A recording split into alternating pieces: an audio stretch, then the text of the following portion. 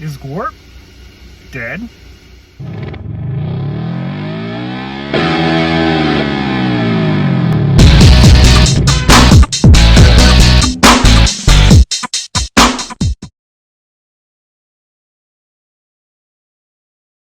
Welcome back to the Everything Anime Podcast. I am your host, Shinry. This is a short review for the latest chapter of One Piece. So the last time we talked, it was about, is Aokiji evil? And I wanted to say Aokiji wasn't, but at this point in the story, it's clear that he's aligning with Blackbeard no matter what. Like, the way Aokiji sees justice and the way he feels he was done unfairly by Akainu, he's not changing his stance. And from there, we saw like how crazy powerful Garp is. Like, Garp used his galaxy impact to basically like almost destroy Pirate Island. He obliterated like thousands of pirates at once. And it was all in an effort to save Koby. And you know, the other members of Zord are there, the other captains. I don't remember all their names off the top of my head, but it is confirmed that Aokiji basically is evil. That's confirmed now. What isn't confirmed is what just happened. Is Garp dead? Is he the way Oda's been writing him these last 2 or 3 chapters is kind of like Garp saying goodbye. Now, there have been some fake out deaths. The Titan or the giant from Robin's flashback, you know, Gecko Moria. I mean, there are characters that have died. Like Ace is not coming back. Sabo had a fake out death, but this one I really don't know. I don't know how Oda would go about this. If Garp is dead, he went out with a laugh, like Roger, like Odin, and we just basically had a Garp flashback about it, like him being angry about his son being well, he was venting to. It was like an Aokiji / Garp flashback where it was like Aokiji joined the Marines and he was training under Garp, and Garp was teaching him how to, like, you know, punch a battleship without haki, without your powers, without a devil fruit, just punching a battleship with your hands, and basically just making like a giant hole with your hands from just punching it. And in the flashback, Garp is telling him like, "Oh, my son's a revolutionary. I'm so pissed about that." And Aokiji's like, "That's not my problem." And then he's like, "My grandson wants to be a pirate." And Aokiji once again is like, "That's not my problem." But it was just like a funny dynamic to show like how close Aokiji and Garp are, as well as to show that Aokiji is physically strong too. Like, not only does he have the ice powers, but he also has that physical strength that Garp has. Like, you know, they had a fist fight the last chapter, which was pretty dope. But this chapter, or the previous chapter, it seemed like everything was like going wrong. Like, there's this pirate that has the island fleet. He's about to crush the battleship they were planning to escape on with this giant hand made of an island.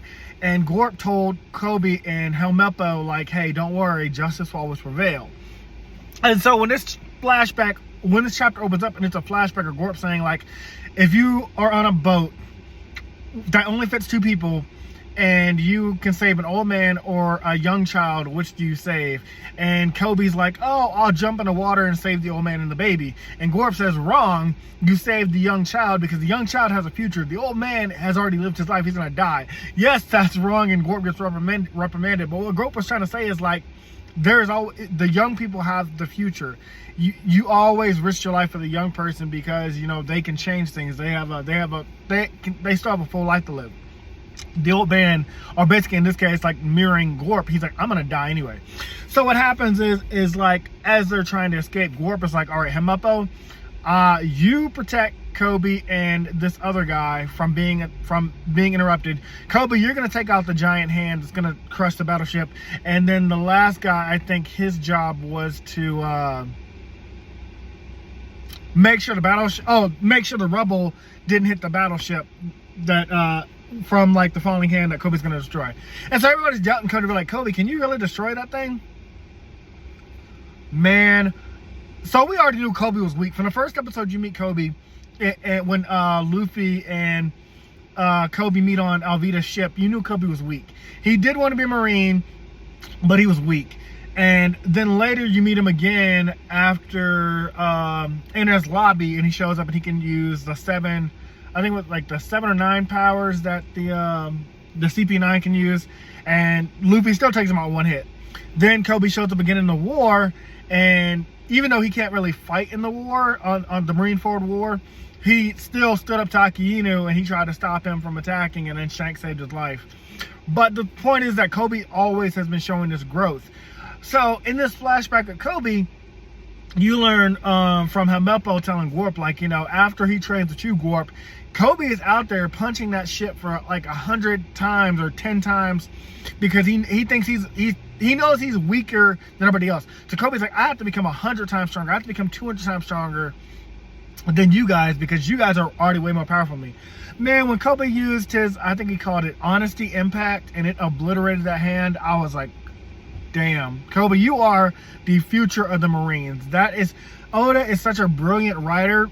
To the way he even got Usopp from like Usopp being the weakest character, and we remember Usopp using the gag weapons. Like Sanji could always kick, Zoro could always cut things down, and Chopper at least had his transformations, but Usopp was the weakest. But then once Usopp gets in his lobby and he fights Luffy, we're like, okay, you didn't do damage to Luffy. It was like Batman versus Superman. You didn't do damage, but you showed Usopp that you had that like conviction to fight. And then he became Sogi King, and he became a little bit more badass, and then he became God Usopp. And ever since that, I mean, well, he had the time skip, but ever since then, Usopp has been holding his own, and it's amazing to see because you see it throughout the story. And I gotta say, Oda, you did a great job, man. You're doing great jobs getting your characters to the level that they need to be. Because I feel like Koby, he's not gonna capture Luffy, but he will be at the same level as Luffy. Like, whereas Luffy will be the king of the pirates, Koby will be that Marine that could capture Luffy at some point, if that ever would happen. But I think they'll just be friends, like best friends and stuff like that.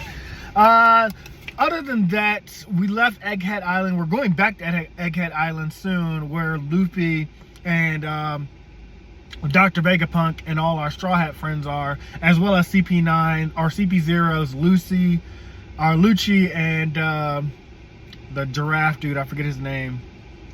But yeah, we're going back there. And they're already surrounded by battleships. So I see Egghead Island ending in the next couple chapters. I don't know what's after Egghead Island. I really don't. But I gotta tell you guys, like, I am blown away by Oda's creative writing, the style, everything. It's great. One Piece is one of the greatest stories I've ever read. It's a grand adventure. It truly is. It's not like Naruto, where like now we're fighting, or Boruto actually. I like Naruto. Don't ever get me wrong. I haven't done any Naruto related videos outside of Boruto, but I trust me and my friends, we were already the big three. I was always the big three. But Boruto's in the Cell Saga. And I had this realization because I watched this guy's channel. I forgot the name of it, but you guys know who he is. We're fighting androids and aliens. And I was like, Boruto's really doing the Cell Saga, isn't it?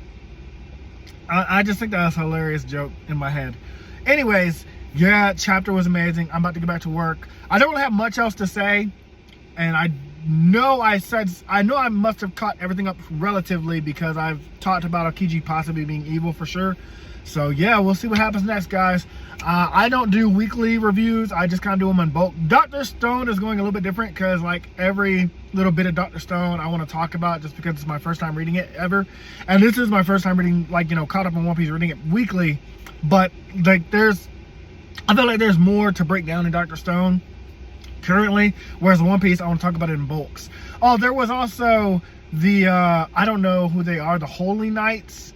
We know for sure now that, and I don't know if I brought this up, but Sabo did not kill the King of Alabasta. He was killed by the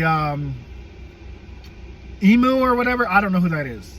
I know Emu was supposed to be one of the 20 kings, or the sister of the 20 kings. I don't remember. And there was another guy who executed the celestial dragon that protected Shirahoshi, and he also saved, I think Otahime is the one, like Otahime from Fishman Island. He also protected Shirahoshi's mom, and stood up against the other celestial dragons by attacking him. He was executed. I know that was a big thing. Oda had mentioned stuff about the Holy Knights, which I believe are the five old dudes. I believe it's them that are the Holy Knights, but I don't know who that guy is. this is all new information for us. But yeah, we are definitely wrapping up at One Piece. We are wrapping up. We are getting to an epic conclusion. And I hope you guys are there for the ride with me. I can't wait to see more of what's going to happen. And yeah, that's all for now, guys. Talk to you soon.